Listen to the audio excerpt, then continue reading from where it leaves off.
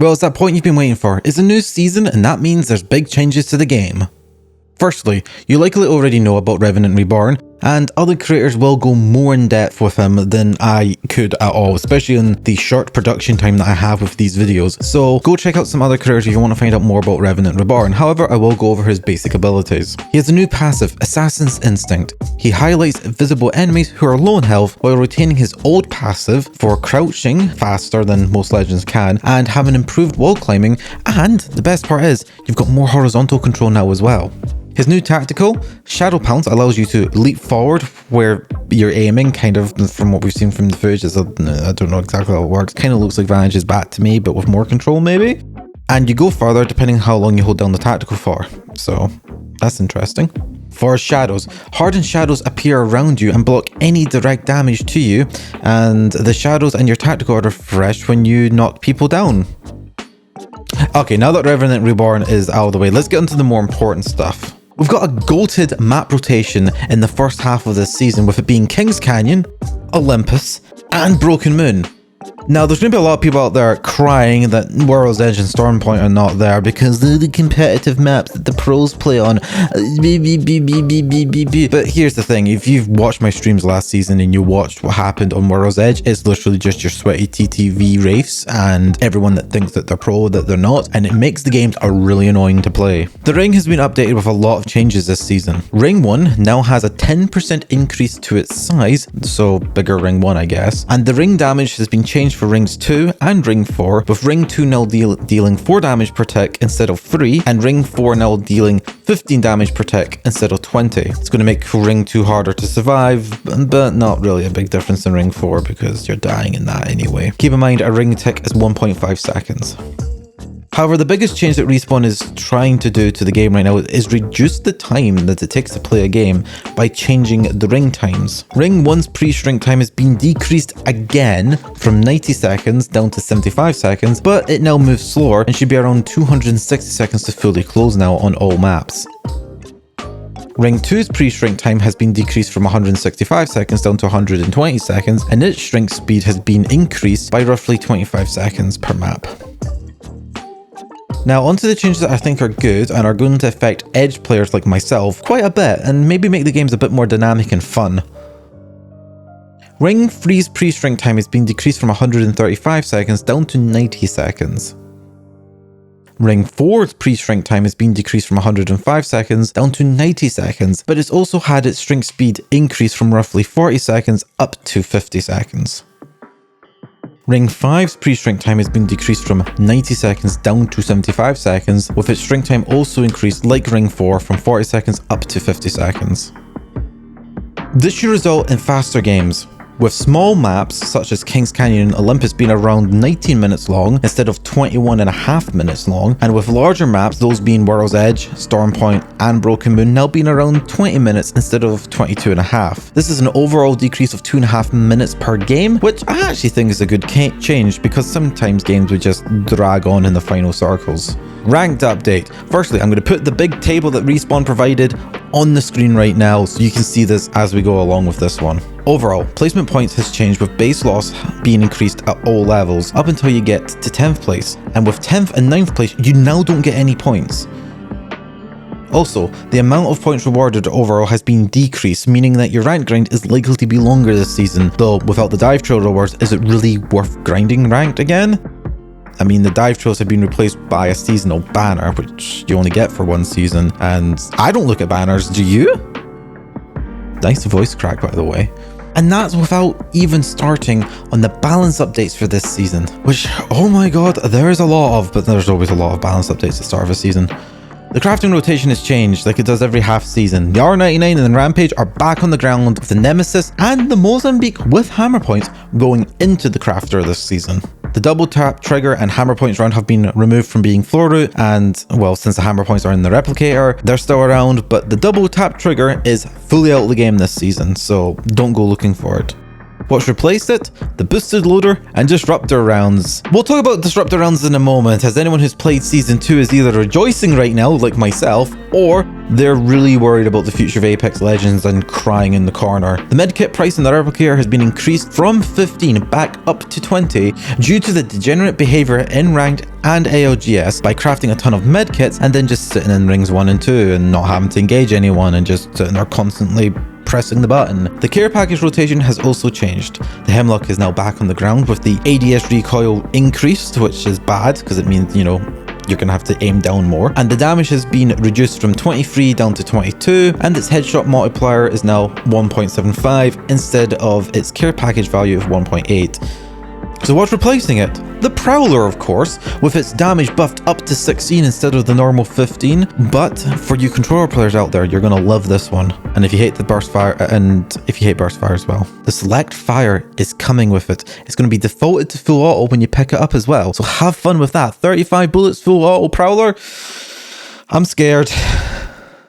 The loot spawn has also been adjusted, with blue and purple attachments spawning 20% less of the time, and with blue and purple armor spawning 30% less of the time. That's bad in my opinion, because it's already hard to find blue and purple stuff, and this is just going to make it even harder. The gold weapons this season are the Hemlock, Peacekeeper, Alternator, Rampage, and Charge Rifle. Now, before you worry about the Charge Rifle being a gold weapon, it has been changed this season. It now works more like it does in Titanfall. It's no longer a hit scan weapon, and it requires you to do a little bit of charging up before it will fire. So that now means when you press the button to charge it, you don't do that little piss out that does free damage and tickles people. No, it just sits there and charges.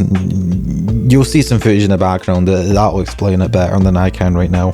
It now also has the ability to pass through players, keeping 80% of the damage. So it sounds like it could have collateral potential now. That's interesting. And it can also now open doors like the Longbow, Sentinel, and Wingman. And 30-30. That's not in my notes, but the 30-30 can also open doors, I think. It's been a while since I've used the 30-30 to do that. Maybe they removed that. Probably not. Now, why would you pick up a charge rifle instead of picking up like a longbow or a sentinel? Well, that's because the charge rifle has this new gimmick. It's reverse damage fall off. So what does that mean? Well, it means the further the bullet travels, the more damage it does. At 50 meters, it does 75 damage, but at 300 meters, it does 110 damage. That's interesting. So you might be wondering, why is it still called the charge rifle? Well, you have to hold down the trigger to charge it, just like in Titanfall, where it was called the charge rifle. So, yeah. So get ready to keep pumping that charge rifle so you're just teetering it on the edge. Just teetering it on the edge. You're literally sitting there edging the charge rifle now. You're going to be edging the gun. Also, it now takes sniper mags again. So it has a base ammo capacity of 4. At a level 1/white, it's 5. At a level 2/blue, it's 6. And at a level 3/purple, it's 8. So that now means that the charge rifle can be finally used with a gold sniper mag to get an auto reload. Finally. Also, as you can guess from the capacities, it now only uses 1 bullet while firing instead of 2. So yeah, that's good. And they also changed the reload times of it to a tactical reload being 3.5 seconds instead of 4. A tactical reload being reloading before it's empty. And an empty reload being 4.6 seconds instead of 5.1 as before. So please stop moaning about this gun. It's completely changed now. And it's kind of like that mini Kraber from the... oh, what was it called? The Mozam sniper thing from the April Fools. Maybe it was testing that.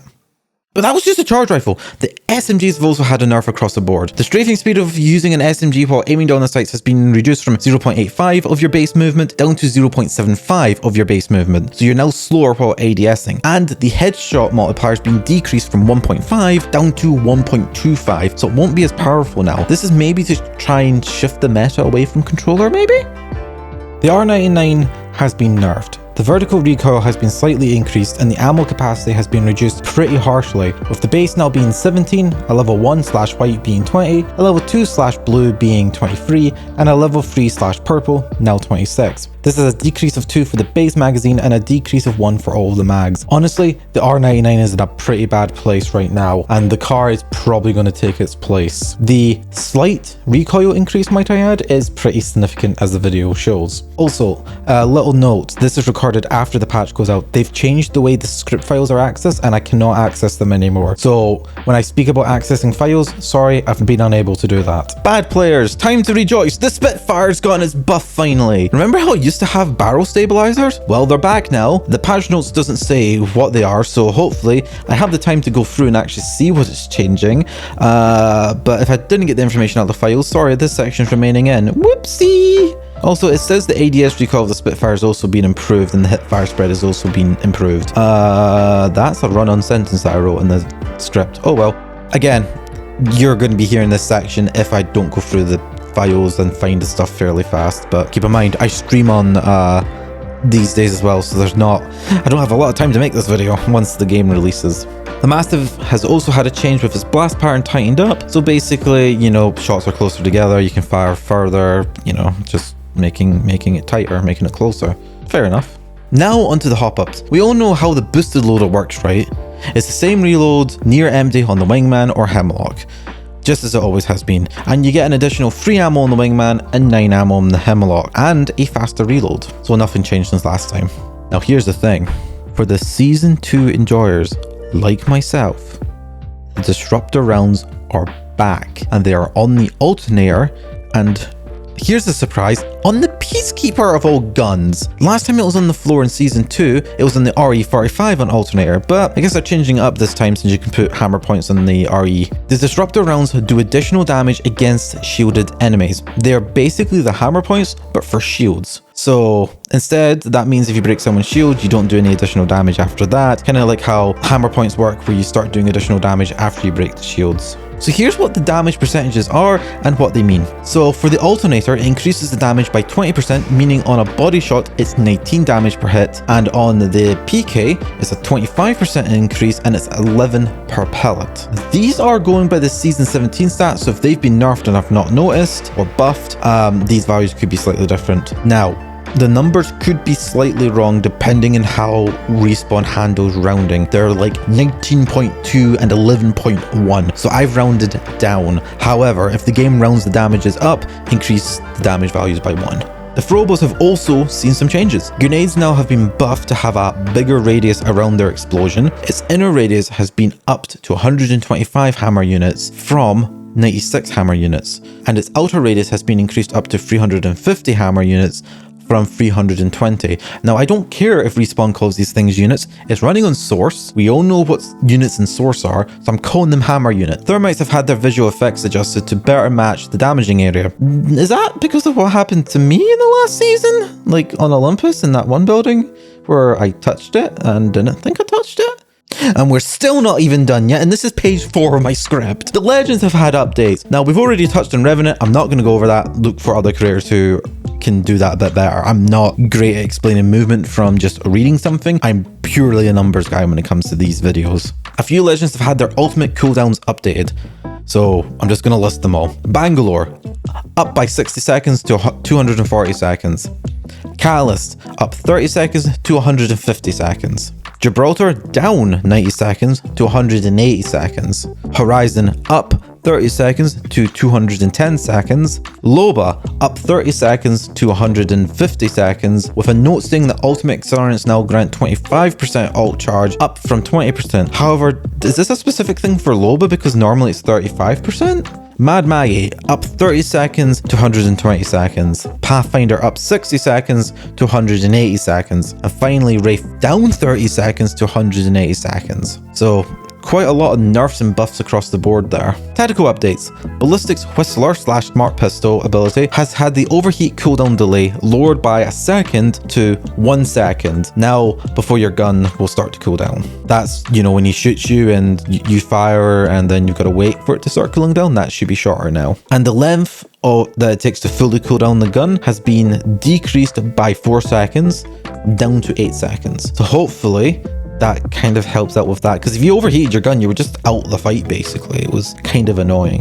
Loba's tactical has been decreased by 5 seconds, now being 25 seconds. Seer's tactical has had a much needed nerf after being reworked halfway through last season. The slow duration has been reduced from 2.5 seconds down to 0.5 seconds. They should really just have removed the slow, but we'll take this. The silence duration has also been reduced from 10 seconds down to 8 seconds. I think they should still go further with that considering how easy it is to hit, but oh well. And the firing speed has been increased from 0.9 seconds up to 1.4 seconds to give players a chance to escape when they see the effect. That's kind of nice. Map updates. There are no map updates this season again, which is honestly actually kind of cringe because that's where most of the content came from. There has been some fixes to parts of other maps, such as smoothing out legend movement on the road edges on World's Edge and having rat spots removed from both Broken Moon and Kings Canyon. Broken Moon maps now also enter mixtape, with production yard being used for control and the core being used for gun game and team deathmatch. There's been a change to how world systems, that's how Respawn describes it, works with an exclusion radius around POIs. That's been removed, so everything should now have an equal chance of spawning in a POI, and that's your ring consoles, your survey beacons, and your replicators. No idea what this really means. This is server-side stuff, and we don't get that in the files. Control has been made shorter, with the capture bonus being decreased by 20%, the capture time being decreased from 20 seconds down to 10 seconds, and the score limit is now 1000 instead of 1250. And the spawn waves have been removed. Timed events now happen sooner throughout the game. Hopefully this makes the game more bearable and shorter, because Control just lasted way too long. Finally, on to the bug fixes and quality life improvements. I'm not going to go over them all. You can read the patch notes. Support bins should now spawn more survival items, as they say there was a bug while they weren't spawning. Spectres will now no longer stand on Catalyst's piercing spikes. I didn't even know they would stand on that. Players can now no longer see the rank of players they're spectating. I don't actually think this was a bug, but I think this is Respawn trying to hide the matchmaking MMR from us, because it was clearly broken last season when I was spectating people. Yeah, me going up against Platinums when I'm in Silver, and on their team they've got everyone from like a Bronze up to like a Platinum. That was interesting. Yeah, so they're trying to hide that information from us. Now, here is the big one. There's been audio fixes with improved prioritization for certain enemy movement sounds. If I understand this correctly, we might actually finally be able to hear footsteps from other teams now. This has been broken since season 2, if not longer, though that would require Respawn to actually know what the audio problems are and actually fix them. And it also proves that they believe it's a priority issue, as we've been saying for years. Just up the priority in footsteps, please. The Olympus props that are indoors but have no collision should also no longer be able to block picking up any loot. That one's been kind of annoying because you had to go at it weird angles to actually pick that loot up. Here's a bugbear for me. The L-Star low ammo indicator doesn't appear now until your ammo is actually low. This has been in the game since they removed magazines from the L-Star. And the fact that I'm saying that and that's a surprise to you, yeah, when the L-Star was introduced, it used to have a maximum ammo capacity of 40, and it was in the care package. Yeah, you had to reload the L-Star, and it could also overheat.